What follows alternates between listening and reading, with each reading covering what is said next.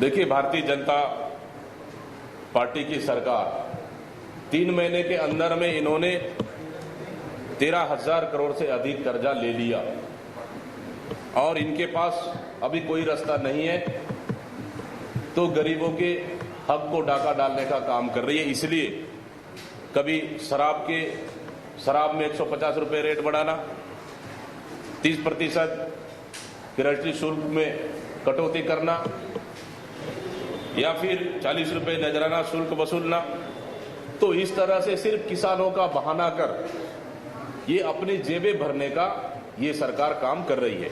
जिन्होंने 5 साल जनता को ठगा, जिन्होंने 5 साल जनता को लूटा, उन्हें आज ये अधिकार नहीं है इस प्रकार की बात कहने का। विष्णुदेव साय जी की सरकार, पालनहारी सरकार, मोदी की गारंटी पूरा कर रही है और प्रदेश के जनता के व्यापक हित में निर्णय लेके काम कर रही है। नमस्कार, मैं हूं मोहन तिवारी। आज के मुद्दे में आपका स्वागत है और आज का मुद्दा हमारा आधारित है उस पुराने चुनावी मुद्दे पे जिसकी आहट हमें पूरे देश में जब से लोकतंत्र के चुनाव शुरू हुए हैं तब से सुनाई देते आ रहे हैं, यानी कि उस महंगाई की बात जिसकी हर चुनाव में बात होती है, इस बार का चुनाव भी उससे अछूता नहीं है। कारण क्या? छत्तीसगढ़ में ये चुनाव महंगाई पर केंद्रित हो सकता है क्योंकि 1 अप्रैल से जो सरकार की नई नीतियां हैं वो कुछ ऐसे प्रभाव डाल रही हैं कि कई चीजों में कीमतें बढ़ रही हैं और यही मुद्दा बनकर सामने आ गया है और कांग्रेस ने इस मुद्दे को हाथों हाथ लपक लिया है। ऐसे में जो चुनावी लड़ाई है वो महंगाई पे आई है, तो उसका क्या जवाब है बीजेपी के पास और किस तरीके के राजनीतिक स्थितियां बन रही हैं, इसी पर आज हम डिबेट करेंगे। मिल लेते हैं उन मेहमानों से जो इस चर्चा में हमारे साथ रहेंगे। हम बहुत स्वागत करेंगे। हमारे साथ मौजूद हैं कांग्रेस का पक्ष रखने के लिए रवि गौलानी जी, बहुत बहुत स्वागत करते हैं आपका। हमारे साथ राजनीतिक नजरिया लेकर विश्लेषण हमारे सामने रखेंगे वरिष्ठ पत्रकार अनिल द्विवेदी जी, बहुत स्वागत करते हैं आपका। और हमारे साथ जुड़ रहे हैं बीजेपी का पक्ष रखने के लिए तौकीर रजा जी, बहुत स्वागत करेंगे आपका भी। तो तीनों मेहमानों का स्वागत है और जैसे कि मैंने बताया कि इस बार छत्तीसगढ़ में भी चुनावी लड़ाई जो है वो महंगाई पर केंद्रित होती हुई दिख रही है। वजह है 1 अप्रैल से सरकार की नई नीति, जिसमें पहले तो रजिस्ट्री के लिए जो 30% की छूट थी वो आज से खत्म हो गई है, तो रजिस्ट्री कराना महंगा हो जाएगा। इसके अलावा नई आबकारी नीति का असर हमें देखने को मिलेगा। कांग्रेस का नया आरोप है कि राइस मिलरों पर जो है वो वसूली बढ़ा दी गई है, वो भी एक भार पड़ रहा है।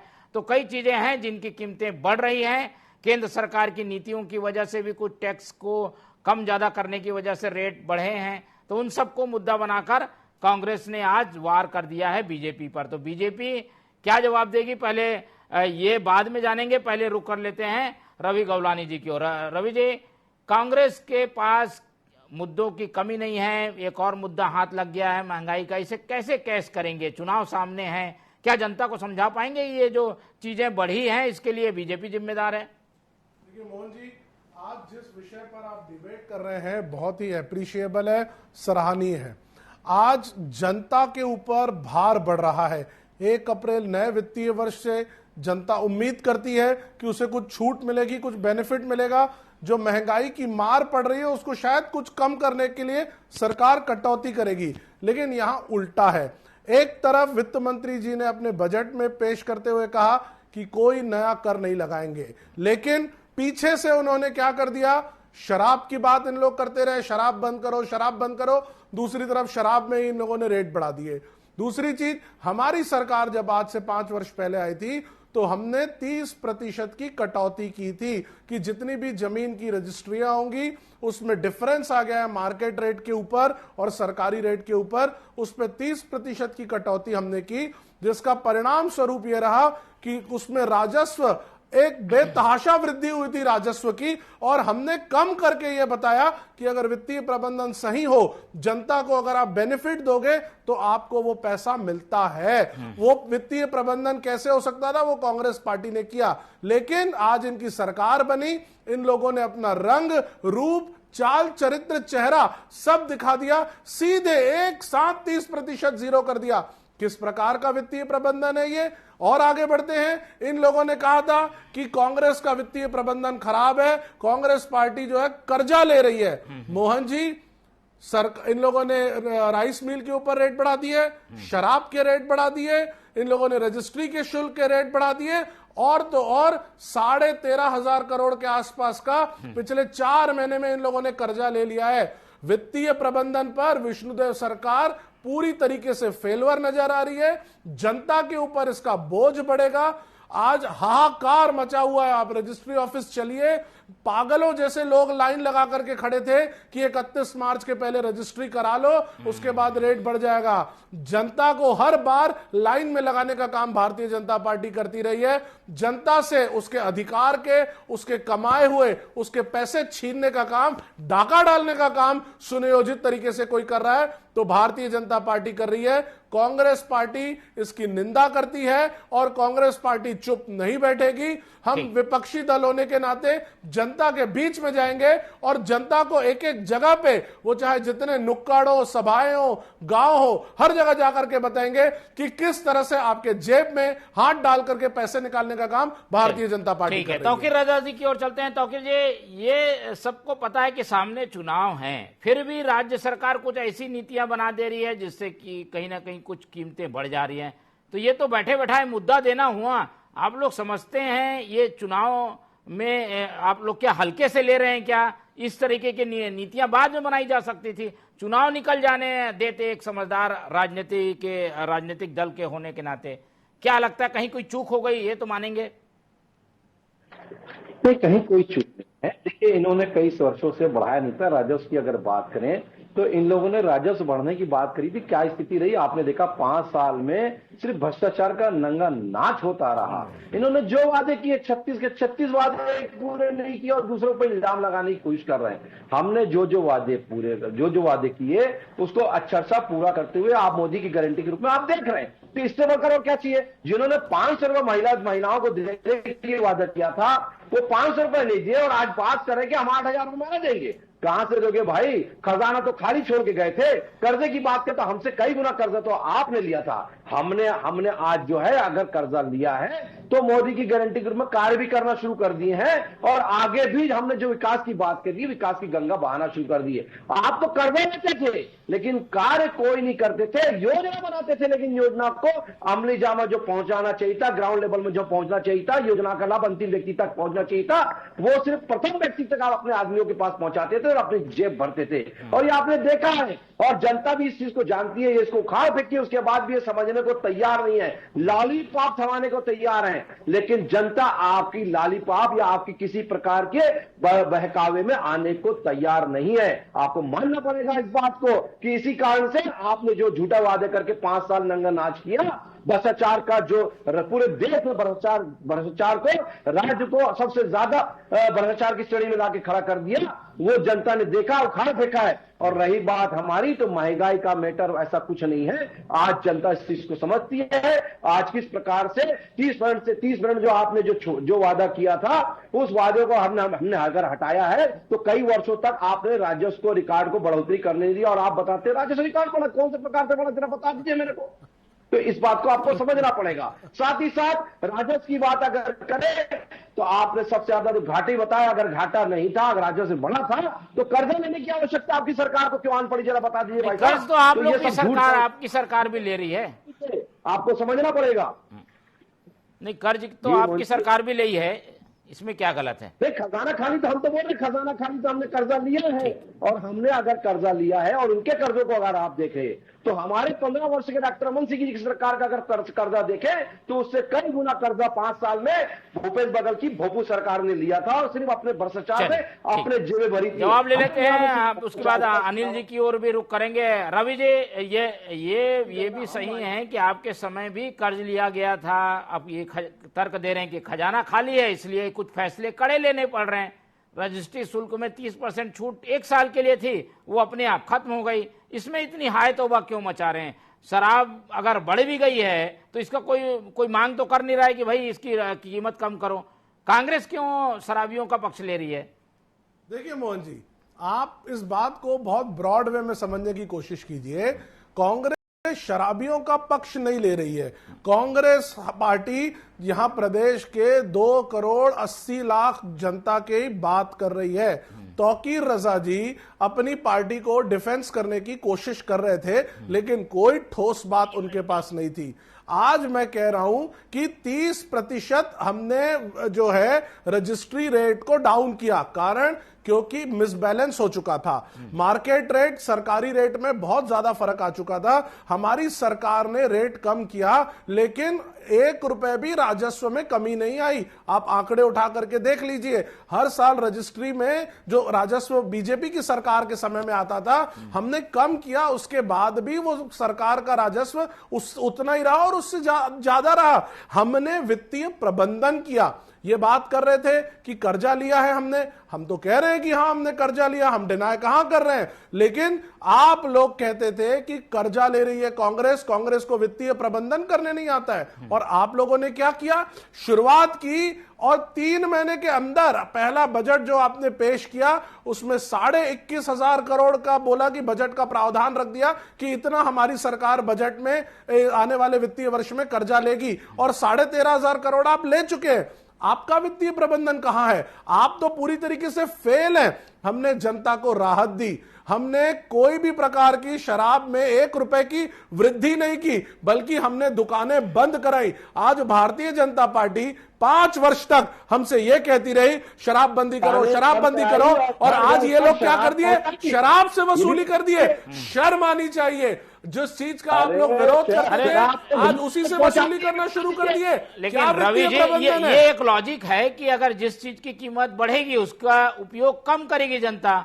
शराब की कीमत अगर बढ़ रही है तो उसका उपयोग कम होगा, ये तो अच्छी बात है। एक बात बताइए, उपयोगिता कम करने के लिए क्या यही एक पहल इनके पास रह गई थी कि वसूली करते रहो, वसूली करते रहो, उपयोगिता कम हो जाएगी? थोड़ा आंकड़ा तो बताएं, थोड़ा पिछला इतिहास तो बताएं कि रेट बढ़ाने से कब उपयोगिता कम हुई है। मुझे 15, 20, 25, 30 जिस समय का भी सालों का आंकड़ा दे सकते हैं मोहन जी। मैं जानना चाहता हूं कि रेट बढ़ाने से ऐसा कब हुआ है कि उपयोगिता कम हुई है। ये बोलने की बातें हैं, इससे ऐसा रियलिस्टिक कोई इफेक्ट नहीं आता। भारतीय जनता पार्टी पूरी तरीके से वित्तीय प्रबंधन में फेल हो चुकी है। ये लोग डाका डालने का काम कर रहे हैं। एक तरफ इन लोगों ने बजट में कहा कोई वृद्धि नहीं करेंगे, लेकिन बजट जाने के बाद चलिए डाका डाल रही है मोहन जी भारतीय जनता पार्टी। बजट में कहते हैं रेट नहीं बढ़ाएंगे। समझ लेते हैं इसका क्या, इस फैसले का क्या राजनीतिक असर होने वाला है, क्या ये राजनीतिक मुद्दा बन सकता है? अनिल द्विवेदी जी से जानने की कोशिश करते हैं। अनिल जी, मेरी आवाज आपको मिल पा रही है? चलिए उनको फोन से जोड़ने की कोशिश करते हैं। आवाज मिल पा रही है आपको?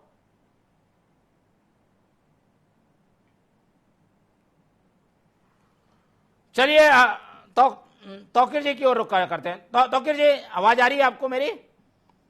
जी, ये जो मुद्दा है, इसे चुनाव में लोगों तक लेके कांग्रेस जाने की तैयारी कर रही है। आज ट्वीट भी किया कांग्रेस ने, बताया अप्रैल फूल आप लोग बना दिए हैं। अब लोगों तक ये बात वो बताएंगे कि भाई देखिए सरकार आई थी, गारंटी थी, पर गारंटी में महंगाई भी मिल रही है। तो ये जनता को समझ आने वाली चीज है। इसका काट क्या है, कैसे आप लोग इसका मुकाबला करेंगे? देखिए, जनता के हित में बात करते रहे हैं, हमने उसको हमेशा करेंगे। हमने विकास की बात जो करी है, मोदी गारंटी में जो योजना की बात करी है, हम उसे पूरा चर्चा करते हुए आपके सामने है। और उसके साथ साथ हमने जो विकास का वादा किया, इन्होंने विकास का वादा किया लेकिन विकास नहीं किया। मैं बार बार बोल रहा हूं, भ्रष्टाचार से अपनी जेल हो रही। बताइए ना कहां विकास हुआ, जरा बताइए इन 5 वर्षों में कहां विकास हुआ? कांग्रेस के नेताओं की जेलें बनी है, कांग्रेस के नेताओं विषय पर आए ना, उससे ज्यादा विकास नहीं हुआ। भटक क्यों गए हैं? हमारी सरकार जा चुकी है, भूल गए हैं कि आपने तो योजना बनाई लेकिन उस योजना को जनता तक पहुंचाने की कोशिश नहीं करी। बड़े बड़े ढकोसले करते रहे, बड़े बड़े होर्डिंग लगाते रहे। आपके भोपू सरकार सिर्फ भोपू बजाते रहे, करे कुछ नहीं। अरे आप लोगों ने तो ऐसे ऐसे झूठे वादे करे, जनता आपको घर फेंकी है, फिर भी आपको समझने को तैयार आप नहीं है। आपको समझना पड़ेगा जनता क्या चाहती है। जनता ऐसा वादा नहीं चाहती जो वादा तो आप करते हैं, लेकिन आप उसको सिर्फ ये शराबबंदी का आपने वादा किया था भाई साहब, कहाँ थी शराब? और आप रेट बढ़ा दिए, आपने तो कमेटी बना और आप रेट बढ़ा दिए, हमने तो आपने रेट बढ़ा दिया तो मोहन जी, इन लोगों ने रेट बढ़ा दिया तो राजस्व में रिकॉर्ड चलेगा, तो गलत क्या है? भारत सरकार की तो जनता की जेब से वाला मैटर नहीं है। जो शराब खोरी है वो बंद होगी, कम होगी, तो ये आपको समझना पड़ेगा। तो आप उस चीज को समझने को तैयार नहीं है। पहले ये तो बताइए 1 लाख देंगे कहां से, 8,000 रुपए महीना देंगे कहां से? आज आपके ये विषय से भटक जनता को लेकर, महिलाओं को लेकर बिल्कुल करना चाहते, विषय से भटक चाहते कुछ नहीं करना चाहते। तौकीर जी, लेकिन लोग तो पूछेंगे ना भाई, आपकी सरकार है, सवाल तो आपसे होगा।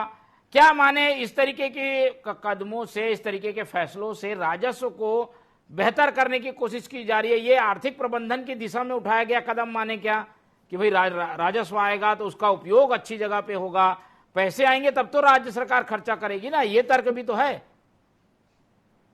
देखिए बात सही है कि अगर पैसे आएंगे तो विकास होगा, मैं वही तो बात कर रहा हूं। विकास के लिए ही ये सब चीज किया जा रहा है और जनता के लिए किया जा रहा है, कोई अपनी जेब में नहीं भर रहे हैं। आप बताइए जिन्होंने भ्रष्टाचार किया था, आज योजनाएं देखिए सब सामने आ रहे हैं। हमने तो विकास शुरू कर दिया है। हम अभी मुश्किल से 4 महीने हुए हैं। आप देखिए हमने जो वादा किया था लगभग 80% वादे हमने पूरे कर चुके हैं और कुछ वादे हैं वो भी बहुत जल्दी पूरे हो जाएंगे। तो हमको उसका भय नहीं है। आपको लगता होगा कि अगर ऐसी बात है कि सामने चुनाव है, इसके कारण से हम ऐसी चीजें कर रहे हैं, ऐसा कुछ नहीं है। हम जनता के बीच में जा रहे हैं, जनता की बात समझ रहे हैं और जनता के लिए हित में ही फैसला ले रहे हैं। और खजाना खाली है, अगर खजाने में पैसा आएगा तो ही विकास की गंगा जो बहेगी, हम उसको बहाने की पूरी कोशिश कर रहे हैं। और आने वाले समय में आपका वित्तीय प्रबंधन भी आप देखिए हमारा जितना अच्छा है, इसके पहले 15 साल में भी माननीय डॉक्टर रमन सिंह जी की सरकार के समय भी रहा और अभी भी आपको हमारे माननीय पूर्व IAS है आज की डेट में वित्त मंत्री, उससे अच्छा प्रबंधन आपको कौन देखते मिलेगा मोहन जी? तो इसको ये तो एक सरकार की नीति होती है, राजस्व को बेहतर करे। राजस्व बेहतर करने के लिए उन्होंने 2 सेक्टर में देखा कि भाई यहाँ पैसा लिया जा सकता है, हम एक्स्ट्रा छूट दे चुके हैं 1 साल की रजिस्ट्री में, ऐसे में ये कटौती कर दी जाए, इसमें क्या गलत है? और हर साल रिवाइज होते हैं जमीन के मूल्य, तो रजिस्ट्री मूल्य भी बढ़ता है। मोहन जी गलत क्या है आप पूछ रहे हैं? 5 वर्ष तक के 30% की छूट थी, एक बार में 30% बढ़ा दी जाती है। न कोई कैलकुलेशन, न कोई बेस, न कोई सर्वे, न कोई पूछा गया। छूट थी, वो छूट खत्म की गई। हाँ तो एक साथ बंद कर देंगे। आप कोई भी चीज का एक फैसला ले रहे हैं तो उसके रिपरकेशंस क्या होंगे, उसका परिणाम क्या निकलेगा, उसका शहर के रोजगार में क्या असर पड़ेगा, क्या इसके बारे में कोई चर्चा नहीं करेगा? एक बार में सीधे जेब में हाथ डाल करके 30 रुपए जो है 100 रुपए में आप बढ़ा करके लेकर के चले जाएंगे। ये किस तरह का वित्तीय प्रबंधन है? ये क्या वित्त मंत्री जी की सोच आ गई है? क्या जनता वो भूल चुके हैं? क्या उनको ये लग रहा है कि नोच लो, जितना नोच सकते हो निकाल लो, यहां से जितना निकाल सकते हो, क्योंकि हमने वादे किए 1000 रुपए महिलाओं को देंगे। और अगर आप वादा पूरा नहीं कर पा रहे हो तो जितने भी लोगों की यहां जमीनें हैं, यहां जितने भी लोगों को चीजें, जो इतने लाखों लोगों को रोजगार दे रहे थे, उनसे कोई चर्चा नहीं, कोई सलाह मशवरा नहीं। क्या ये बताए, क्या एक बार भी इन लोगों ने क्या किसी व्यापारी संगठन से चर्चा की? क्या ये बताए, क्या एक भी किसी भी जमीन के रिलेटेड मैटर पे चर्चा की? क्या इन लोगों ने कोई भी आंकड़ा ऐसा एनालिसिस किया कि कितने लोगों को ये रियल एस्टेट सेक्टर रोजगार दे रहा है? नहीं, पूरी तरीके से नहीं। दूसरी बात मोहन जी, ये कहते थे शराबबंदी करेंगे, शराबबंदी करेंगे और शराब में ही वसूली। मतलब सीधा सीधा ये निकला कि जैसे ही यहां पर ये बंद करके आ गए, जैसे ही सत्ता इनकी आ गई, रंग दिखाना शुरू कर दिए। भारतीय जनता पार्टी कर्जा लेती है, भारतीय जनता पार्टी शराब से पैसे वसूलती है, भारतीय जनता पार्टी रियल एस्टेट, जो छोटे छोटे लोगों को रोजगार दे रहा है। रियल एस्टेट क्या है मोहन जी? दिहाड़ी लोगों को रोजगार देता है। किसी को 300 रुपए, 500 रुपए, 600 रुपए की मजदूरियां, क्या हो जाएगा? इसका इफेक्ट आएगा। आप देखिएगा रजिस्ट्रियां रुक जाएंगी, जितना डेवलपमेंट हो रहा है वो। 2 मिनट तौकीर जी, आपको जब बोलने को मिला था आप बोल रहे थे, आप सुनिए, मर्यादा भी रखिए। जब रियल एस्टेट सेक्टर अगर इस तरह से रेट बढ़ेगा तो रियल एस्टेट सेक्टर डाउन होगा, वो रोजगार पर इफेक्ट करेगा। मोहन जी क्या कैलकुलेशन है भारतीय जनता पार्टी के पास? कुछ नहीं, सिर्फ एक आदमी ने सोच दिया, रेट बढ़ा दिए। न जनता की सोच रहे हैं, न गरीबों की सोच रहे हैं, पूरी तरीके से फेलवर सरकार। आ गई हमारे साथ अनिल जी भी है, उनकी एक टिप्पणी ले लेते हैं, फिर उस पर जाते हैं। महंगाई का मुद्दा 1952 के पहले चुनाव से चला आ रहा है और उस समय से राजनीतिक दल इस बात को जनता को बताते हैं कि महंगाई ये पार्टी लाई है, हम महंगाई कम करेंगे। जो भी सत्ता में रहता है उस पर ये आरोप, ये तोहमत लगती है। अब जो फैसले हुए हैं उसकी वजह से कुछ चीजों के दाम बढ़ रहे हैं, वो क्या छत्तीसगढ़ में चुनावी मुद्दा रहेगा क्या? अनिल जी, आपका क्या आकलन है? बिल्कुल, कांग्रेस को एक बड़ा मुद्दा तो मिल गया है और आज से शराब की दर बढ़ाई जा रही है। शायद 50 रुपए से लेकर 150 रुपए तक के दाम बढ़ जाएंगे, ऐसा खबरों में है। सरकार ने तय भी किया है, आदेश भी जारी हो गया है। तो कांग्रेस के हाथ में तो बिल्ली के भाग से छीटा छूटे वाली बात होती ना, वो अब कांग्रेस के पास आ गया है और वो इसको इसी तरह भुनाएगी जिस तरह रमन सरकार बीजेपी ने भूपेश बघेल सरकार के शराब घोटाले को भुनाया था। अब वो उसके सामने एक जिसको बोलते हैं ना वेपन प्रॉप्स करके एक कांग्रेस उसको इस्तेमाल करेगी। लेकिन दूसरी बात एक और है कि मोहन जी, होता यह है कि जब आप विपक्ष में होते हैं तब मुद्दे दूसरे होते हैं, सरकार में आने के बाद आपके मुद्दे दूसरे हो जाते हैं। व्यवस्थाएं सामने आती, मजबूरियां सामने आती, क्योंकि आपको सरकार चलाना है, आपको अपनी योजनाएं पूरी करनी। योजनाएं पूरी करने के लिए राजस्व होना जरूरी है। राजस्व कहां से आएगा? राजस्व शराब से आएगा। शराब एक बहुत बड़ा राजस्व का साधन किसी भी सरकारों के लिए होता है और इसलिए जिस तरह से महतारी वंदन योजना लागू की बीजेपी ने, जिस तरह और भी योजनाएं लागू की हैं, उसके चलते राजस्व तो काफी पैसा चाहिए होगा, तब तो आप योजनाएं पूरी कर पाएंगे, तब तो गरीबों को और जनता को दे पाएंगे ना। तो राजस्व लाने के लिए शराब के दाम बढ़ाना बीजेपी की मजबूरी है। और ये ओपी चौधरी जो फाइनेंस मिनिस्टर थे, मुझे लग रहा है कहीं ना कहीं उन्होंने विश्वास में लेकर के ही इस चीज को आगे लेकर के आए होंगे। तो कुल मिला के वही है कि सत्ता में आने के बाद लोग इसको कैसे लेंगे? क्या लोग ये ले लेंगे कि भाई गलत फैसला हो रहा है? इस तरीके से तो नहीं लिया जाएगा। देखिए, अब मोहन जी ऐसा है कि शराब पीने को लेकर के कोई एक तरफा चीजें तो होती नहीं है, उसमें धनाढ्य वर्ग भी शामिल है, कमजोर वर्ग भी शामिल है। तो जो दो वर्ग के लिए है उसके लिए कोई बहुत बड़ी मुश्किल नहीं होगी। 250 की बोतल आती थी, अब उसे वो 300 में 350 में खरीद लेंगे। गरीब के मार जरूर पड़ेगी कि जो उसको कम दाम में शराब मिल रही थी, अब उसको जरूरत से ज्यादा बड़े दाम में शराब मिलेगी। तो इसका असर तो जरूर पड़ेगा। अब सवाल यह कि कांग्रेस इसको कितना भुना पाती, कितना वो आम जनता के दिमाग में डाल सकती है कि महंगी शराब क्यों दी जा रही है। तो जी, कुल मिलाकर चीजें आ रही हैं बीजेपी के सामने, एक चुनौती के रूप में चीजें पेश होगी। आप लोग जरूर इसको समझाने की जनता को कोशिश करेंगे, ये बात हम भी समझते हैं। पर क्या लोगों को समझा पाएंगे कि ये जो कदम है वो आर्थिक मजबूती के लिए हैं और आर्थिक प्रबंधन के तहत ये कदम उठाए गए हैं? देखिए, वही मैंने पहले भी कहा था कि ये विकास के लिए ही सब सारे कदम उठाए गए हैं। और रही बात अभी हमारे जो रवि गावलानी जी ने बोल रहे थे, मैं इसको इनको बात समझाता हूं कि बिना प्लानिंग के 30% बढ़ा दी। अरे भाई साहब, 30% ऑलरेडी बढ़ा हुआ था, आपने छूट दी थी।